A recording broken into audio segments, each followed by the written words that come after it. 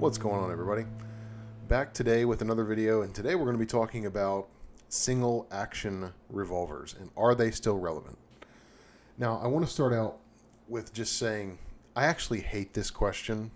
Is it still relevant? And let me just riff on that really quickly before we get into the video. Usually, when people ask if something is still relevant, it's usually framed and asked by people who just plain hate old things. You know, their mind can't grasp the concept that you would use anything that wasn't invented in the last 10 years. And, you know, frankly, they just want all this old stuff to just go away. They just want it to go away. They don't want you to like it. They don't want you to have it. And they want to make fun of you and scoff at you for even considering these old guns still being halfway useful. And I just reject that wholesale. My belief is all guns are relevant. It's about the end user. Now, I have an anecdote to tell you about how I feel about this. So I know a guy, an adult, who has a Glock 17. And he quite literally, this is no exaggeration, as God is my witness, cannot hit a man-sized piece of paper at 5 yards. With a Glock, super modern, tactical, high speed, low drag, lightweight, all the cool words that we all feel like we have to defend ourselves. 5 yards. But then I know people, one guy in particular, who can take this black powder pistol, and he will smoke you at 100 yards. Which one would you be more concerned about? Right? So it's about the Indian, not the arrow, as the old saying goes. So I just reject the argument kind of wholesale. Even asking the question, is it relevant? Yes, they are. Because it's about the user. You know, another good example would be, I had a video recently talking about woods walking guns, right? And I had a buddy of mine that I was talking to about this. You know what his woods walking gun is? An 1863 Springfield muzzleloader, a musket from the Civil War. Guess what? If that's your woods walking gun, if you're competent with that, great. Great. I'm not going to hate because, again, there are people with the most super high-tech, specialized, modern guns that can't do anything with them. And then there's these old dudes where things are a little different. To quote Clint Smith, beware of the old man with one rifle. He knows how to use it. You know, that old dude who stomps around the woods for 30 years with an old Springfield trapdoor 4570, watch out. If you're within 300 yards of that guy, he will rip you in half. So that's my overarching view. All guns are relevant, but it depends on the situation and the end user. So with that in mind and those things said, I want to talk about single action revolvers. You know, this is a very old design, particularly starting with these black powders. You know, these designs go all the way back to the 1840s. That's a very long time ago. And again, people will look at black powders and just absolutely scoff at the idea that you could ever use these in a real situation. But I would just ask the question, what do you think the Civil War was fought with? Hundreds of thousands of people are dead, and it wasn't by some fancy AR-15 or 9mm. Just stick that in your pipe and smoke it for a bit and see what you come up with. Now, are they the best in every situation? No. But nothing's the best in every situation. And so there are some situations where I think these single actions do just fantastic and are completely relevant to throw on your hip and get the job done. So let's talk about single action revolvers very briefly. So here I have on the table a 1873 single action Army, the good old Peacemaker, and this one is made by Uberti, and it's chambered in 4440 Winchester centerfire. Then I also brought out what I think is kind of the most functional, durable, go-to black powder pistol, and that is the 1858 Remington, and that's chambered in 44. And then I also have the Smith & Wesson 642 on the table for reference. We'll talk about that in a second. So single-action revolvers, for those of you who don't know, very briefly, essentially, they only fire when the hammer is pulled back. Whereas you have other revolvers, much like this 642, where you have a double action, meaning there are two things that happen when you pull the trigger. You cock the hammer, and then you release the hammer. Whereas single actions, you only have one action with a trigger pull, and that is to release the hammer. Okay, so single actions require you to cock the hammer every single time. And I think, obviously there's some weaknesses with the single action revolvers, but I think, and one of those weaknesses being that you have to cock the hammer every time. No big deal. But I think the single action revolvers actually kind of call the marksman out in all of us. And the reason for that is you have limited capacity. You usually only have 5 or 6 rounds. You have to cock the hammer in between each shot. And so time is not on your side with single action revolvers. And that is a downside. However, when you are shooting, because time is not on your side, you are required to take careful, aimed fire. And I think that's a good thing. I can be ridiculously accurate with single action revolvers, just one-handed, especially when you get into these cavalry lengths, which are like the full 7.5 inch, 8 inch barrels. I think the balance on these is so nice. They're so pointable. The recoil impulse is hilariously low.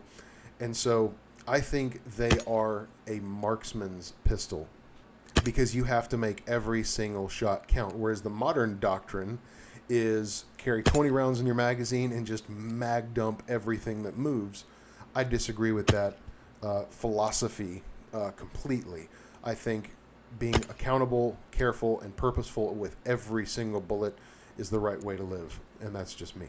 What's also great is a lot of times they are chambered in really good cartridges. Now this one here, this is 44 Winchester WCF, and this is a very old cartridge.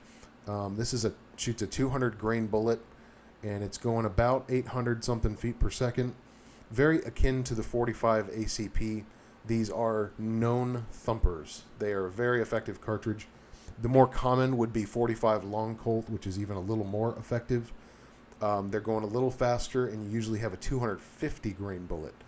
So that's what's really nice about these big single action revolvers is the bullets that you carry are no joke, right? You got some real thumpers to pack. The 1858 Remington shoots 44 caliber round ball or conical bullets. I usually stick with the round ball. Again, these old black powder revolvers, particularly in 44, are known man stoppers back in the Civil War and late 1800s, used to great effect. You can go look up stories on these. There's a lot of great information out there. Now, here's one of the big drawbacks for these big single action revolvers, the reloads. Whether you're using the metallic cartridge gun, the 1873, or you're using something like the 1858, which I think is well ahead of its time in its design, no matter what, the reloads still kind of suck. And let me illustrate that for you. So with the Peacemaker, you have to pull the hammer to half cock, you have to open the loading gate, and then you have your ejector rod. And essentially you have to hand jack your spent casings out of the weapon, and then you can come back and load fresh rounds into the gun. Now keep in mind, I'm doing this in a very relaxed, controlled environment. I'm not moving. I'm not terrified because I'm having to do that in the middle of a gunfight. But the reality is a lot of people back in these times really didn't intend to reload in the middle of a gunfight. Very often when you see actual gunfighters, you're going to notice in those old pictures and old stories, a lot of them just carried multiple pistols. Nobody wants to reload a single action revolver in the heat of things. So that's how fast you reload the 1873. The black powders, they're better and they're worse in a weird way. So with the metallic cartridge gun, you have to get rid of your old brass, right?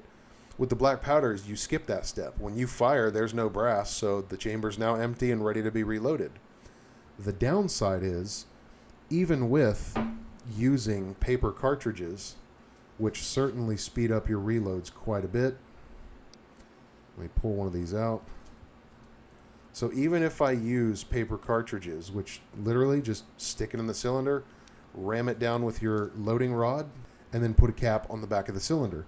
So you can certainly speed up the black powder reload process, but even at the end of the day, you're putting in your paper cartridge, you're having to ram that thing down properly, and then you're capping each cylinder. So at the end of the day, both of these actually reload about the same, and neither of them are great.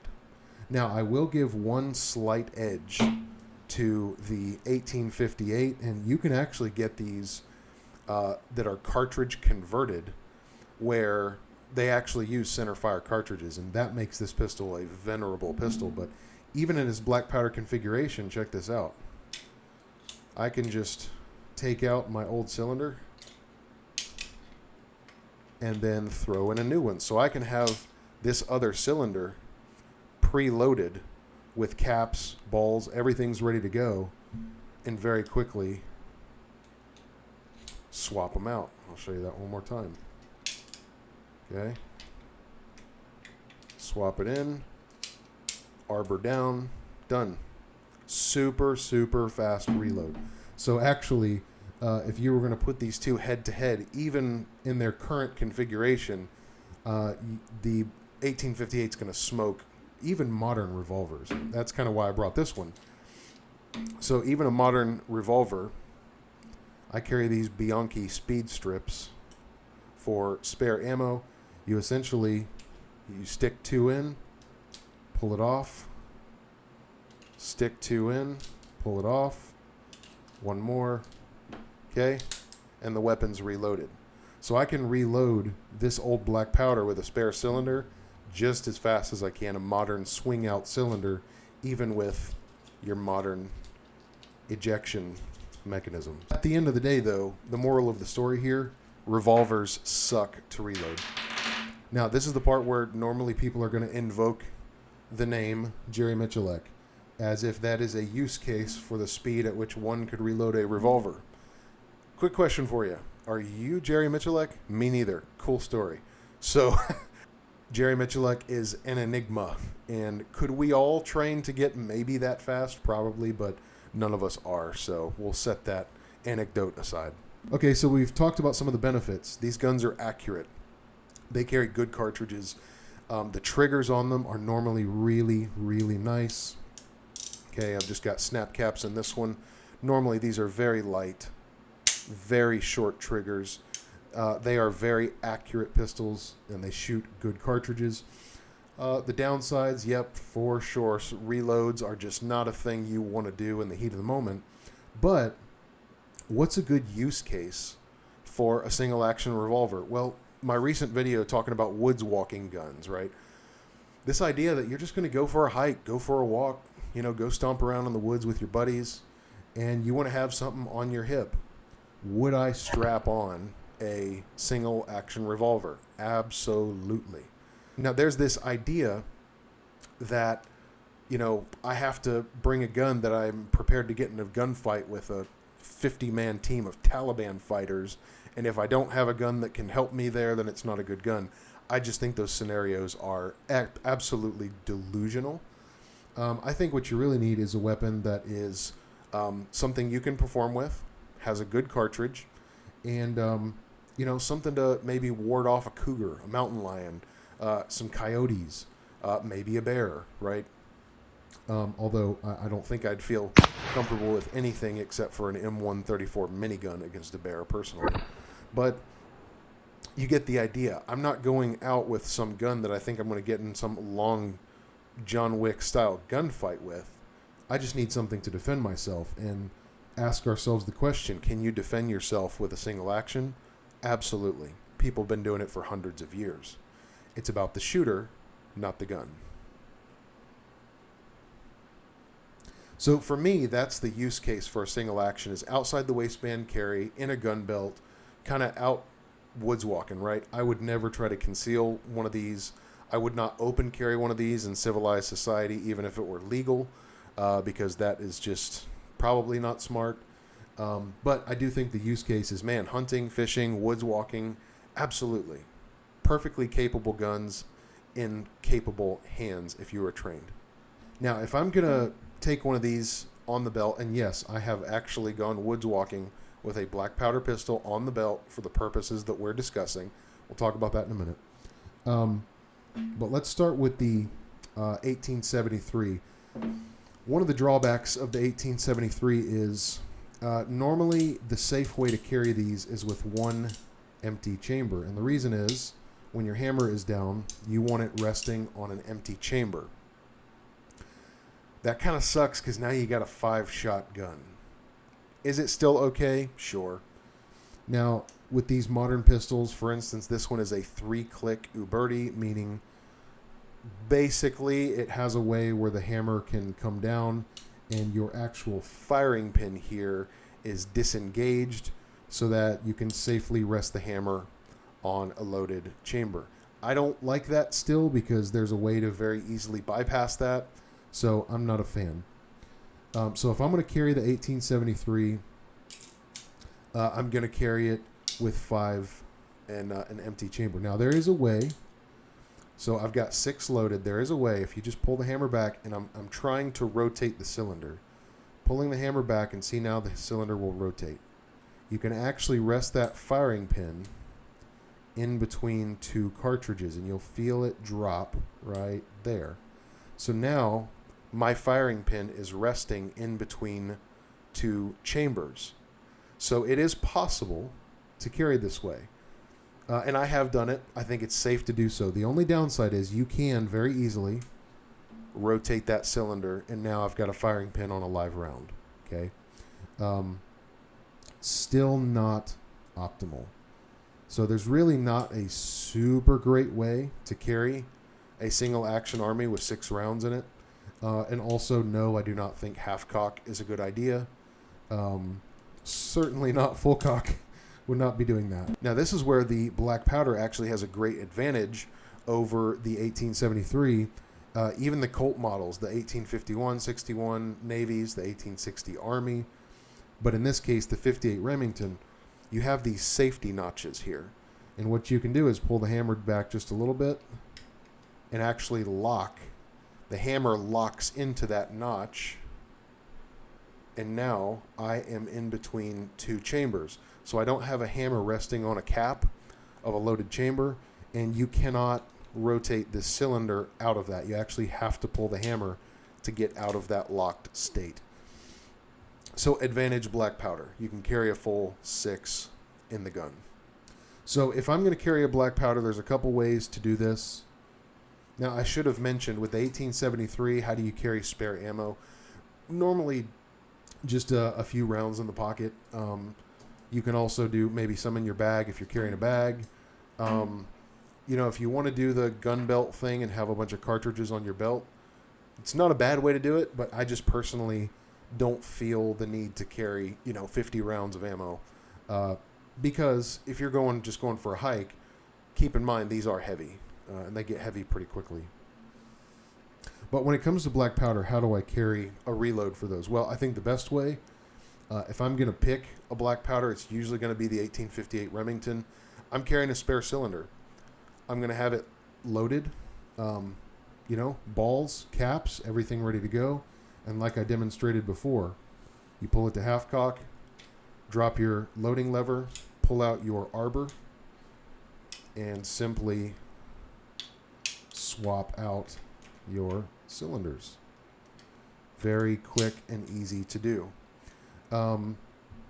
I think this method is optimal for a lot of reasons. One, it's really fast.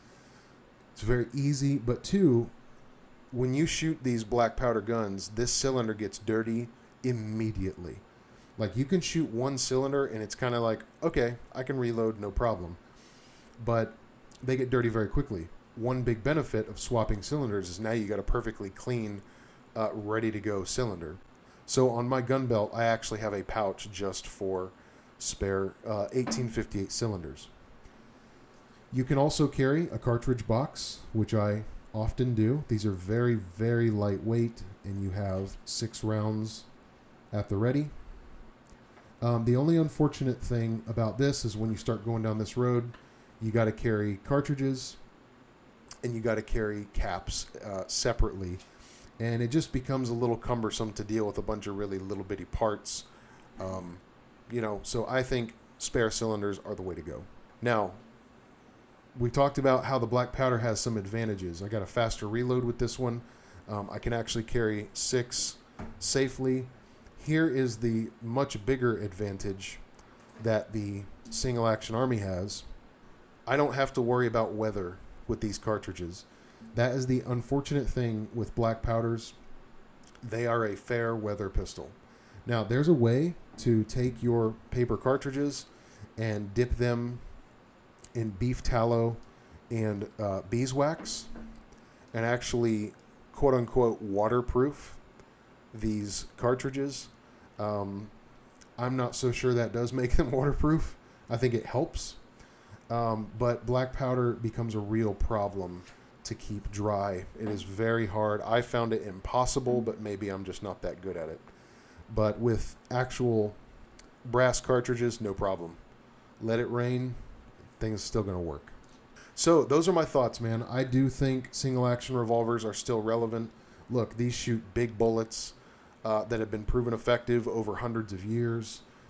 They are very accurate guns. They draw the marksman out of you. And I think they are very pointable, usable, reliable pistols. And for the use case that I've talked about, for me, that's how I think they're useful. Maybe some of you have a different use case where you think they are, but listen, you can't write these off. They're good guns, and in certain situations, man, they are quite effective and will do the job. So those are my views on the single action pistols. Love them. I don't think they're going anywhere. I know the modern tactical turtlenecks want these to just go away and die, but I don't see it happening anytime soon. So, hope you guys enjoyed that. I want to know if you would be packing a single action revolver on your hip going for a woods walk. What are you packing? Or maybe you have another use case for them. I'd love to know that too. So, until next time, we will see you guys later.